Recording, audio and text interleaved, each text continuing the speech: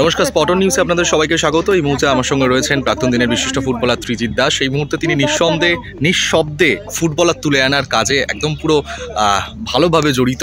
ত্রিজিৎ দা, এই বিষয়টা নিয়ে তোমার কাছে আসবো, তবে এই মুহূর্তে তোমার কাছে হয়তো একটা এই যে কাজগুলো তোমরা এখন করছো, এর থেকে খুশির খবর আর বোধহয় হয় না যে আইএসএলে তোমার আরও একটা ফুটবলার সুযোগ পেল। এর আগে রহিম আলী এখন দাপিয়ে ফুটবল খেলছে, এরপরে ইস্টাফিল দেওয়ান বাংলার সন্তোষ ট্রফি জিতে এলো, চমৎকার পারফরমেন্স করলো, এবার আইএসএল মোহামেডান সিনিয়র দলে।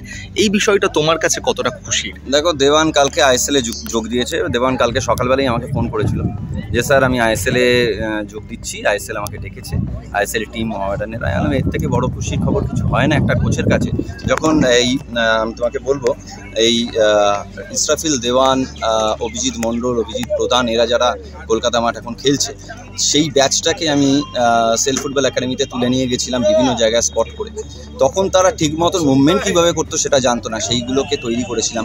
সেই তৈরি করে আজকে ওকে এই পজিশানে দেখে সত্যি খুব ভালো লাগছে। রহিমও আমাকে ফোন করে তার অ্যাডভাইস চায়। এগুলো রীতিমতো দুদিন আগেও আমার ত্রিজিৎ দাস ফুটবল স্কুল রাজস্থানে হয়েছে, সেখানেও সে একটা বাইট দিয়েছিল যে সে এগিয়ে নিয়ে যাওয়ার জন্য আমাদের ফুটবল স্কুলকে। এই জায়গাটা আমার যে এই প্রচেষ্টা, সেটা এই যে এরা সফল করছে, এটাই আমার কাছে সবচেয়ে বড় কথা।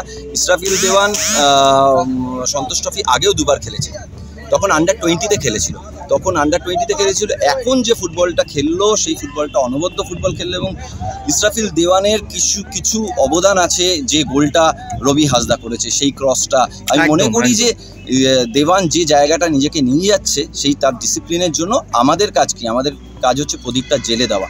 এবার জেলে কতক্ষণ রাখবে সে নিজেকে, সেটা তো তার উপরে ডিপেন্ড। তার ডিসিপ্লিন এবং প্রত্যেক কোচেদেরকে সম্মান করা, সেটা তাকে এগিয়ে নিয়ে যাচ্ছে, এবং অ্যাজ ওয়েল অ্যাজ রহিমকে। অসংখ্য ধন্যবাদ ত্রিজিৎ দা।